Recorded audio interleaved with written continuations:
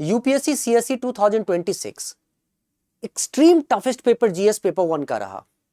फिर भी बच्चों को 70 प्लस 80 प्लस 90 प्लस मार्क्स आता है और सीसैट में 65.86 64 56 48 42 बच्चे फेल हो रहे हैं सीसैट में। हम लोगों ने कल इस पे डिटेल में ऑलरेडी डिस्कस किया हुआ है। मतलब हर बार की तरह इस बार भी सीसैट जीएस के कंपैरिजन में यहां इसका सीसैट का फेलियर रेट बहुत हाई है।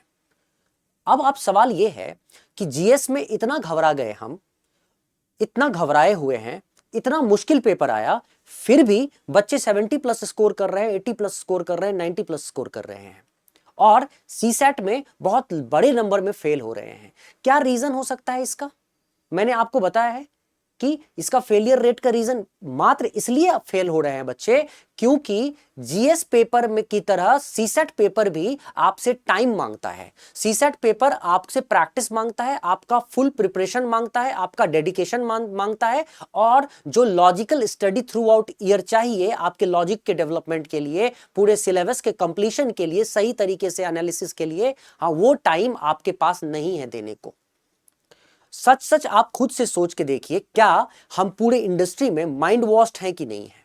मैं इस बात को बार बार इसलिए रख रहा हूं कि पूरे एडटेक इंडस्ट्री की बात अगर करूं, मैं एडटेक इंडस्ट्री में काम कर चुका हूं, बड़े ऑर्गेनाइजेशन के साथ जुड़ा रहा हूं, मैं जानता हूं और मैं 2010 से पढ़ा रहा हूं, 16 साल से ज्यादा हो चुका है। मैंने यूपीएससी को इवॉल्व होते हुए देखा है, मैंने पैटर्न चेंज होते हुए देखा है। जिससे आप घबरा रहे हो ना कि ये क्या आ गया, कम्युनिकेशन इंटरपर्सनल स्किल्स कोई आज की चीज नहीं है, ये 2010 से पढ़ा रहा हूं, 2011 में पहला सीसेट हुआ था।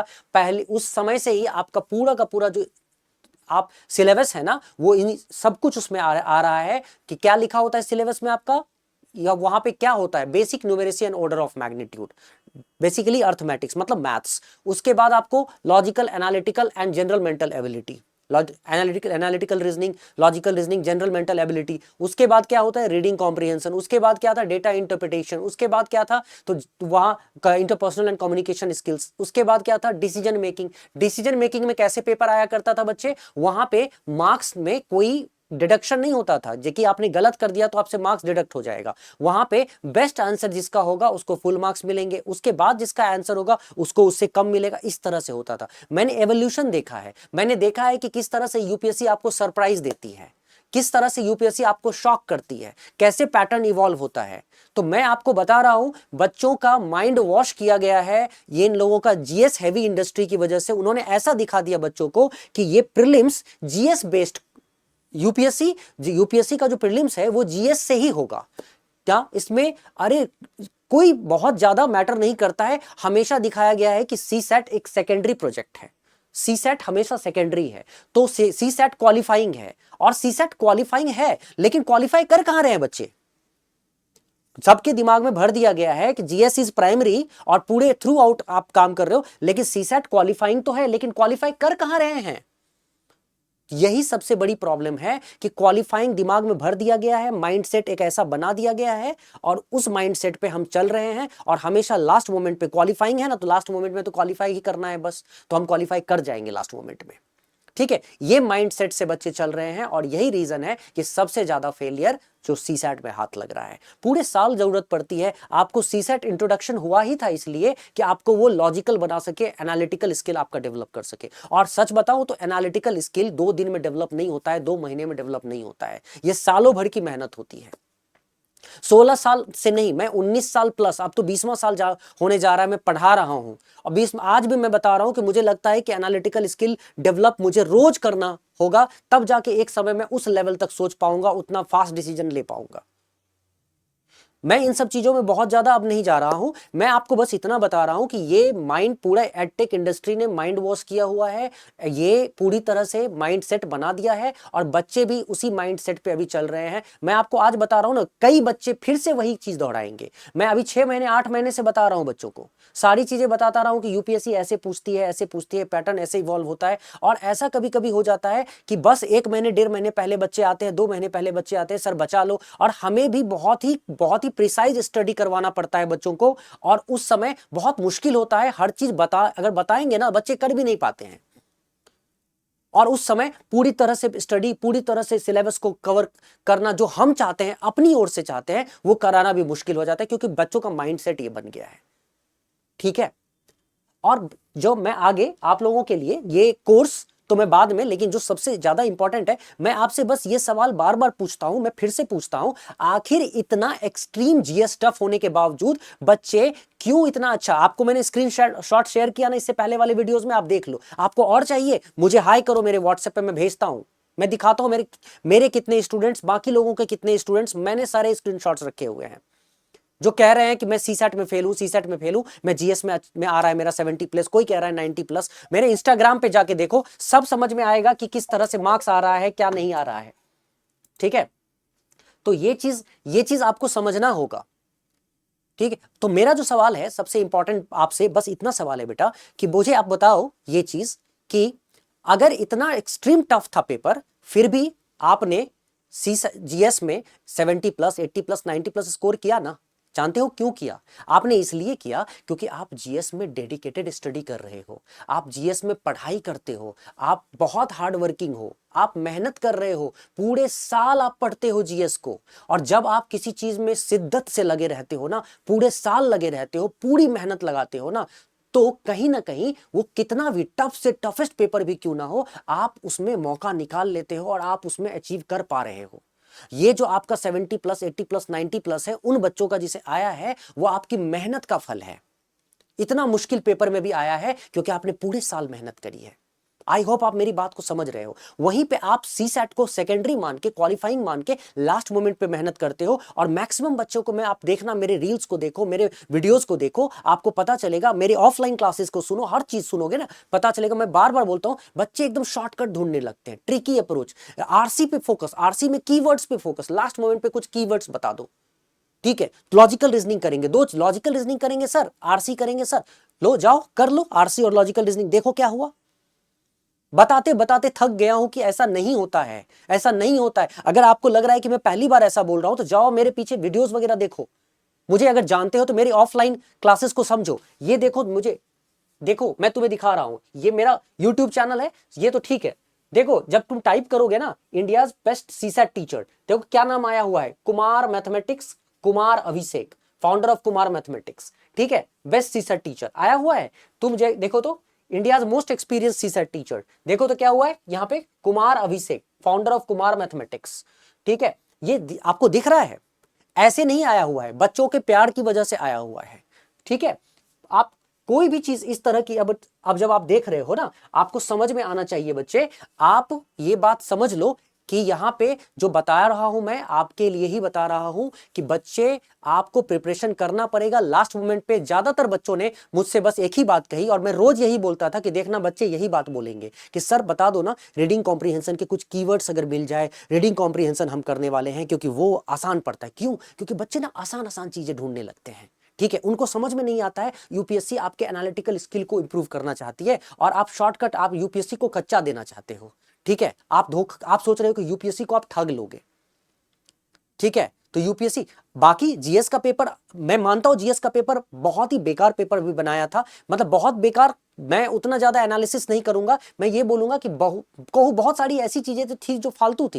लेकिन सीसैट को लेकर मैं आपसे बोलूंगा, आपके एनालिटिकल स्किल को इंप्रूव करने के लिए वो धीरे धीरे अपने लेवल को बढ़ाते चले जा रहे हैं। और आप सोचते हो, आप स्कीप रूट ढूंढ रहे हो कि आप ना रीडिंग कॉम्प्रीहेंशन कर लोगे, आप लॉजिकल रीजनिंग, कहां आया लॉजिकल रीजनिंग? क्या हुआ आपके उस सोच का? मैं तो पहले से भी बोल रहा था कि इस तरह से इवॉल्व होता है पेपर। छोड़ो, फिर भी बातें अब यहां पे बंद करते हैं। बस मैं आपसे ये कहूंगा, आग्रह करूंगा बच्चे, कि सही सोच, सही माइंडसेट के साथ तैयारी करना बहुत जरूरी है। और अब से तैयारी करनी पड़ेगी आपको, आप यहां से शुरू हो जाओ। ठीक है, और इसीलिए अब ऐसा बिल्कुल ना हो, मैं इस मार्केट में चाहे जो भी आ जाए, लेकिन आज से वो मेरे से टकराएंगे इस मार्केट में, क्योंकि मुझे ये पता है बच्चों के साथ, माइंडसेट के साथ बिल्कुल नहीं खेलने दूंगा मैं साफ साफ आपको कह रहा हूं कि सीसैट ऐसे नहीं होगा। सीसैट में पूरे साल की मेहनत लगेगी आपको मैथ्स ही नहीं है, सारे के सारे जो भी आपको सिलेबस है ना, आप पहले सिलेबस को देखो, आपके पास ये प्रॉपर सिलेबस होना चाहिए। जब अब आ ही गया ना, आप पूरे सिलेबस को चेक करो।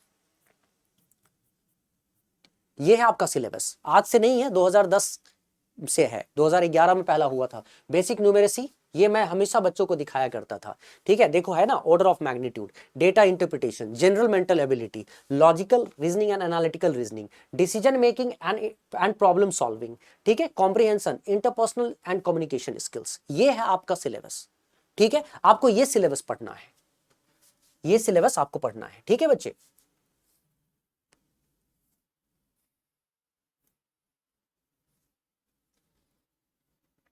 अब सवाल ये है कि जब आपने ये सिलेबस पढ़ लिया,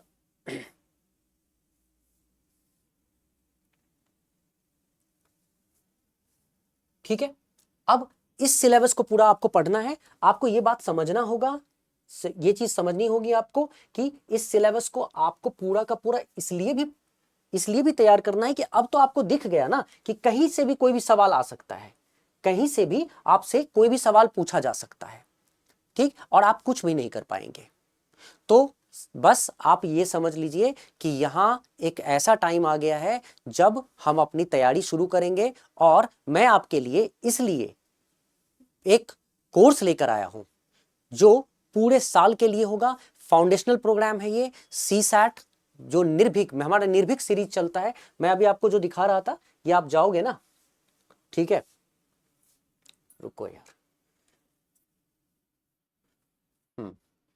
आप देखोगे ना तो हमारा पूरे साल के लिए, आप यहां पे देखोगे, निर्भीक टाइप करोगे आपको मिल जाएगा।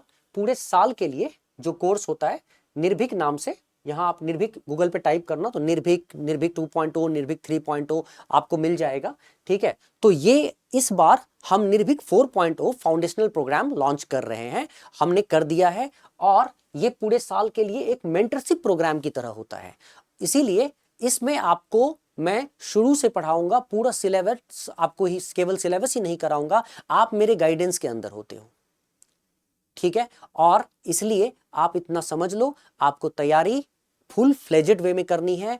कोई भी ऐसा जो सिलेबस का पार्ट है वो छोड़ना नहीं है, रिपीटेड वे में करना है, नए पैटर्न को समझते हुए करना है, और अलग अलग तरह का जो पैटर्न बन सकता है क्वेश्चन का उसको भी करना है। और आपको ये रिकॉर्डेड फॉर्म्स में भी होगा, लाइव क्लासेस भी होंगी, लगातार होंगी, सेक्शनल टेस्ट होंगे, मतलब पूरी तरह से आप मेरे मेंटरशिप के अंदर होंगे। तो निर्भीक 4.0 बहुत ही इंपॉर्टेंट कोर्स है जिसको आपको आज ज्वाइन करना चाहिए। और आप तैयारी करना चाहते हैं, अगर आप सीरियस हैं तो खुद तो आप करो ही, और अपने दोस्तों को भी शेयर करो, ये जरूरी है। चैनल को सब्सक्राइब करो, शेयर करो, और इस कोर्स के बारे में भी बताओ। हाँ, और एक और बहुत इंपॉर्टेंट चीज जो आपको बता दूं निर्भीक 4.0 के बारे में, जो बच्चों को शायद नहीं पता है, ये बताना जरूरी है। ये कोर्स निर्भीक 4.0, कई बार क्या होता है कि मैं बच्चों को एक और बात बोलता हूं जो हमेशा, कि देखो बेटा, कई बार आप ना घबरा उठते हो क्योंकि आप यूपीएससी में पूरी तरह से कहीं आप डेडिकेटेड होते हो, बहुत ज्यादा आपका दिल लगा होता है कि आप होल हार्टेडली उसके साथ यूपीएससी में इसकी कनेक्टेड होते हो। तो आप अगर एक भी साल आप बर्बाद होता है ना, तो उसके बाद आपके पास कुछ नहीं, आपकी दुनिया उजड़ी उजड़ी सी लगती है। तो सही बात तो ये है, इसका रीजन कई बार इसलिए भी ऐसा होता है कि आप एक साल में डायरेक्ट अब एग्जाम दोगे ना सीधा, तो आप हमेशा कुछ छोटी मोटी चीजें भी अगर गलत हो जाती है ना, आपके फेवर में नहीं होगा ना, तो आपको बहुत परेशानी होगी। और जैसा कि इस बार हुआ, आप कोशिश करो कि थ्रू आउट ईयर कम से कम कुछ पब्लिक सर्विस कमीशन के एग्जाम्स दे दो, स्टेट पब्लिक सर्विस कमीशन का, कभी आईबी का एग्जाम दे दिया, कभी आरबीआई वगैरह, जो इससे रिलेटेड कई ऐसे एग्जाम्स होते हैं जो आप दे सकते हो। आप एग्जाम दो, उसमें बीच बीच में कोई नौकरी होता है वो भी ले सकते हो, लेके रख लो चुपचाप डेस्क में, अपने रख लिया करो अपॉइंटमेंट लेटर। जाने का होगा जाएंगे, नहीं जाने का होगा मतलब जाते हुए नौकरी करते हुए तैयारी कर सकते हैं, नहीं जाने का होगा तो कोई बात नहीं है, हम आगे तैयारी करेंगे। लेकिन इससे क्या होगा ना, आप कंफर्टेबल रहेंगे, आप एग्जाम के टच में रहेंगे, कांटेक्ट में रहेंगे, कनेक्ट में रहेंगे। आप सीधा एक साल के बाद दूसरा एग्जाम नहीं देंगे, पहली बात। दूसरी बात, आप कॉन्फिडेंस में रहेंगे। और ये थ्रू आउट, मैं इतने सालों से मैंने बच्चों को मेंटर किया है, गाइड किया है, उन्होंने ऐसा किया है और उन्होंने अच्छा रिजल्ट परफॉर्मेंस अच्छा दिया है, रिजल्ट अच्छा आया उनका। तो ये सारी चीजें मैं आपको बता दूं, और इसीलिए इस निर्भीक 4.0 में, जो कि इसमें हम लोग प्रिपरेशन करेंगे ना, जो पैटर्न इवॉल्व हो रहा है उसको हम देखेंगे ही, ठीक है। और साथ ही साथ बेसिक टू एडवांस लेवल पे जाओगे। Live recorded session, personal mentorship जो मैं आपको बोल ही चुका हूं। और उससे भी ज्यादा इंपॉर्टेंट चीज जो मैं आपको बताने वाला हूं, देखो मैं चूंकि मैथ्स एप्टीट्यूड का फैकल्टी हूँ, क्वांट्स पढ़ाता रहा हूँ, एलआर पढ़ाता रहा हूँ पिछले 2006 से, और मैं एक केवल यूपीएससी सीसैट नहीं, मैं सीडीएस, एफकैट जो आपको यूपीएससी का दूसरा एग्जाम होता है, और एफकैट एयरफोर्स का एग्जाम होता है, सीएपीएफ यूपीएससी का एग्जाम होता है, मतलब बड़े बड़े एडटेक के लिए और अलग अलग एग्जाम्स के लिए पढ़ाता रहा हूं मैं। तो मेरा पूरा जो एक्सपीरियंस है ना, इस एक्सपीरियंस के तहत जो भी बच्चे, मान लो कोई सीडीएस का प्रिपरेशन करना चाहता है, कोई और दूसरा एग्जाम का प्रिपरेशन करना चाहता है, और वो चाहता है, कोई स्टेट पब्लिक सर्विस कमीशन दे रहा है, तो उन एग्जाम्स के लिए भी कोई जो निर्भीक 4.0 प्रोग्राम, फाउंडेशन प्रोग्राम लेता है ना, तो उन एग्जाम्स के लिए भी इसी प्रोग्राम में वो प्रिपरेशन कर सकता है। आई मीन टू से, मान लो किसी ने सीडीएस का एग्जाम, सीडीएस के लिए कोर्स लिया, तो सीडीएस का कोर्स अलग है, उनका सीडीएस का कोर्स अलग है, तो वो सीडीएस की पढ़ाई होगी, सीडीएस की लाइव क्लासेस होंगी। लेकिन जब सीडीएस की लाइव क्लासेस चल रही होंगी, तो उस समय निर्भीक 4.0 की भी लाइव क्लासेस चल रही होंगी। मतलब किसी को अगर सीडीएस की क्लास करनी है, सीडीएस का एग्जाम देना है, तो वो इसके थ्रू सीडीएस की भी तैयारी कर रहा होगा। सीसैट की तो कर ही रहा है, सीडीएस की भी कर रहा होगा। कोई एफकैट करना चाहता है तो इसके थ्रू एफकैट की भी और सीएपीएफ की भी तैयारी कर रहा है। कोई एसएससी सीजीएल करना चाहता है तो इसमें जो है कहीं एसएससी सीजीएल की कोई क्लास है वो चल रही है, तो उसकी भी तैयारी कर रहा है। आप समझ रहे हो मेरी बात को? ये बहुत ही इसलिए इंपॉर्टेंट हो जाता है कि किसी स्टेट पब्लिक सर्विस कमीशन में कोई स्पेसिफिक सब्जेक्ट आ रहा है जो कि सीसैट में नहीं है, लेकिन अगर वो क्लास चल रही है तो आप इसके थ्रू वो क्लास भी कर रहे हैं। कहने का मतलब कि एक कोर्स है जो हर एक एग्जाम्स के लिए आपके लिए इंपॉर्टेंट होगा। तो मैं बस आपको ये कह रहा हूं कि, और अगर आपको जरूरत नहीं है और केवल आपको सीसैट पढ़ना है, तो इस कोर्स में केवल सीसैट पढ़िए। तो ये आपको सबसे अहम कोर्स है, मेरे मेंटरशिप के अंदर है, मैं आपको बता चुका हूं। आप लास्ट वन थिंग जो सबसे जरूरी है, और वो कि यहां नेक्स्ट 72 आवर्स में अर्ली बर्ड ऑफर दिया जाएगा। पहले 100 स्टूडेंट्स को ह्यूज डिस्काउंट अवेलेबल है, और अगर 72 आवर्स के बाद ये फिर से डिस्काउंट बंद हो जाएगा। तो मैं चाहूंगा कि आप जितनी जल्दी डिसीजन लेके आओ, फटाफट डिसीजन लेके आओ, अपने दोस्तों को भी शेयर करो, ठीक है, इस चीज के बारे में बताओ, और मिलते हैं हम लोग सेशन में, और पढ़ाई साथ साथ शुरू करते हैं बच्चे। इस बार कोई गलती करने की गुंजाइश नहीं रखते हैं। चलिए, थैंक यू सो मच। और हाँ, अब कैसे, डिस्क्रिप्शन में डिटेल्स पूरा का पूरा दिया हुआ है, कैसे आप ज्वाइन करोगे। वैसे आप मेरे YouTube चैनल को सब्सक्राइब करोगे, उसके बाद आपको यहाँ पे पता चल जाएगा कि कैसे जाना है। जैसे ये YouTube चैनल है, किसी YouTube चैनल पे जब जाओगे ना, किसी भी वीडियो में जैसे चले गए, मान लो इस वीडियो में हम चले गए, आप जिस वीडियो में ठीक से देखा भी नहीं होगा, आप वीडियो में चले गए, इसमें चले जाओ, डिस्क्रिप्शन में एंटर कर जाओ, डिस्क्रिप्शन में एंटर कर जाओ। डिस्क्रिप्शन में जैसे ही एंटर करोगे बेटा, आपको नीचे सब मिल जाएगा। यहाँ पे देखो, यहाँ पे कोर्स लिंक मिल जाएगा, ठीक है, csat.kumarmathematics.in पे। यहाँ पे व्हाट्सएप का नंबर मिल गया। अच्छा, csat.kumarmathematics.in पे क्लिक कर सकते हो अगर व्हाट्सएप पे जाना भी हो, कहीं पे भी। तो जैसे ही किया तो ये खुल जाएगा, ये निर्भीक 4.0 आपको दिखने लगेगा अब, है ना। तो यहाँ से आप इससे देख सकते हो, हमारी क्लासेस के बारे में पूरा स्क्रॉल कर सकते हो। ये लैंडिंग पेज है हमारा, और इसमें आपको 3 बटन्स दिखेंगे बेटा, ठीक है।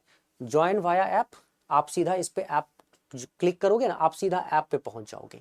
तो आप ऐप के थ्रू ज्वाइन कर सकते हो, या दूसरा चैट ऑन व्हाट्सएप, जैसे ही आप क्लिक करोगे सीधा आप व्हाट्सएप पे पहुंच जाओगे। वहां पे कोई इंफॉर्मेशन अगर आपको चाहिए तो you can take that information from us. मतलब आप मुझे मैसेज करो, या तो मैं या तो मेरा कोई टीम मेंबर आपको रिप्लाई बैक करेगा। और थर्ड, अगर आपको फ्री पीडीएफ चाहिए तो आप इस बटन को क्लिक करके आप फ्री पीडीएफ वहां से ले सकते हो। अब आपको डाउनलोड करना है कुमार मैथमेटिक्स ऐप, या फिर व्हाट्सएप करिए मुझे, नंबर आपको पता है। डाउनलोड करेंगे Kumar mathematics app. Android users हैं तो सीधा गूगल प्ले स्टोर से डाउनलोड करेंगे। अगर iOS यूजर्स हैं, मतलब आईफोन यूज करते हो, मैकबुक यूज करते हो, तो यहाँ साफ साफ लिखा हुआ है बच्चे कि आपको क्लास प्लस का ऐप डाउनलोड करना होगा, और फिर उसमें मेरा ORG कोड UOPDV यूज करना होगा, ताकि एक्सेस कर सको कुमार मैथमेटिक्स के कोर्सेज को। तो बच्चे, मुझे लगता है अब आपको सारी बातें समझ में आ गई हैं। तो आप किसी भी तरह से कनेक्ट करिए, कोई दिक्कत हो मुझसे आप मुझे बताइए, आपको मैं हर तरह से अटेंड करूंगा यहाँ। लेकिन लेट नहीं करना है तैयारी करने में, प्रिपरेशन अभी के अभी शुरू करो। चलो गाइज, और मैक्सिमम शेयर करो, और चैनल को तो जरूर सब्सक्राइब करो। Thank you so much, take care, see you, मिलते हैं हम लोग सेशन में। जय हिंद।